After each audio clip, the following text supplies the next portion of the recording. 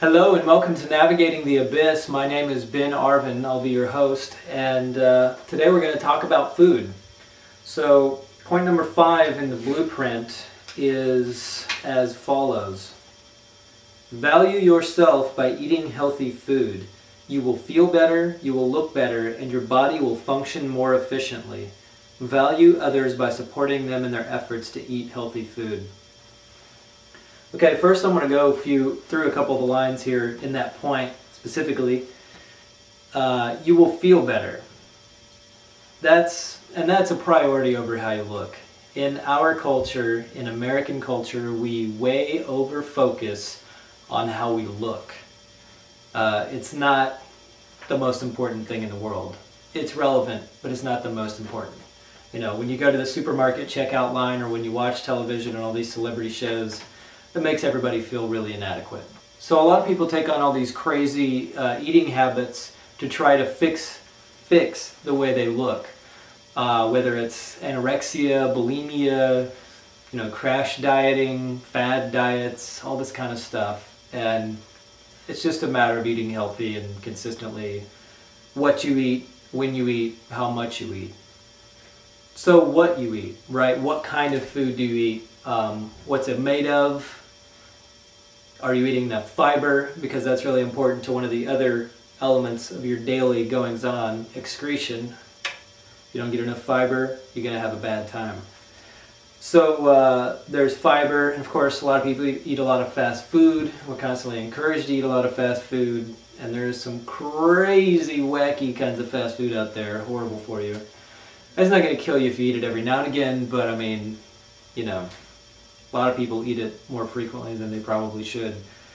And also what kind of food you eat in terms of like what's in it. There's high fructose corn syrup, which from what I understand is bad for you. Your body doesn't break it down as well because it's synthetic. And also hormones. There's hormones in the meat we eat. There's hormones in the milk. Studies have shown that has been having an effect on kids. And just in general, just all the chemicals in the food we eat, there's a lot of food science, whatever the hell that is. Just kidding, I'm sure it's relevant to some extent. But being mindful of what you eat, what kind of food, how good is it for you, what's it made of, etc. So how much you eat, portioning is important. A lot of people eat more than your body actually needs, and then your body just stores all those extra calories as fat. So eating till you're satisfied rather than until you're really full is a better policy. When you eat, what time of day, right? If you eat right before you go to sleep, your body's not going to have the chance to fully digest that, and chances are you're going to store those calories. And then there's why you eat. Are you eating because you're hungry? Are you eating because you're bored? Are you eating because you're depressed? Are you eating because it's a social function and you feel pressure to eat even though you're not hungry? These are all, things to consider. Why are you eating? You should probably only eat because you're hungry rather than for any of the other reasons if at all possible. Although there are exceptions, of course. You gotta do what you gotta do. So eating as a social activity, right? It's great. You get your Thanksgiving, you got your Christmas, people come together, they have the big feast. There are lots of, office luncheons and all kinds of things like that, and all kinds of get-togethers where people, pitch in, come together and eat. And it's great. Food and eating can be like a big social event, and I think it's nice, although it can also kind of be a wall between people if people don't share the same taste in food, which I'm not saying people necessarily have to share the same taste in food, but it's just something to consider. That food can be a wall. Like for instance, let's say there's a group of people, you like them, they're nice, but they eat a lot of types of foods that you don't want to eat. So if you hang around them, you're going to end up eating the kind of food they eat in a social setting, and if you don't want to, that can create a social barrier, that can create social tension. And it can just cause problems. It can cause you to not want to be around those people as often. or vice versa. You know, there are a lot of vegetarians, a lot of vegans, and so they have a very strict diet that they're on, and it can create problems socially with where they can eat, who they can eat with, not to mention being judged for choosing that.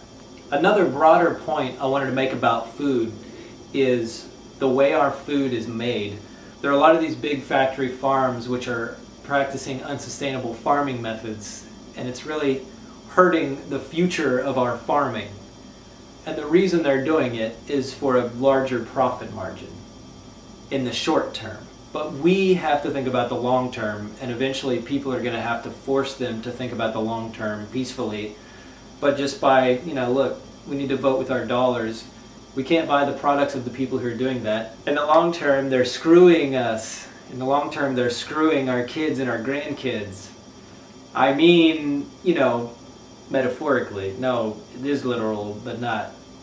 No, fuck it. Okay, and more broader points about food. The high fructose corn syrup and hormones and other questionable additives that have harmful effects on us. Those things are added to increase their profit margin at the cost of us, the consumer, the citizen, and the cost of our children and our grandchildren, the effects that these things are going to have on them. And that's something that's going to have to be addressed. There are people addressing it, but at some point we're going to have to address it in a much broader way if we're ever going to actually change it.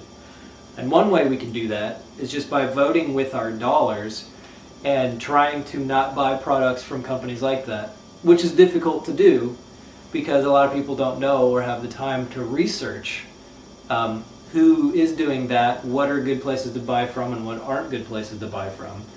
And some people might not have access to the products made by the better farms at all, depending on where you live. I'm putting this stuff out there. I want it to be considered something I'm thinking a lot about, and I think it's something we're going to have to get a large group of people thinking about at some point in order to do anything about it. We're being pulled in all different directions as American citizens, and it's difficult for us to come together in agreement on a list of prioritized areas of concern that we need to fix. And this, food, is one of them. Last week we covered water, but we can come together on agreement on these things because we all need water and we all need food and we all want there to be a future, right? Thank you very much for watching. Thank you very much for tuning in. Have a wonderful week.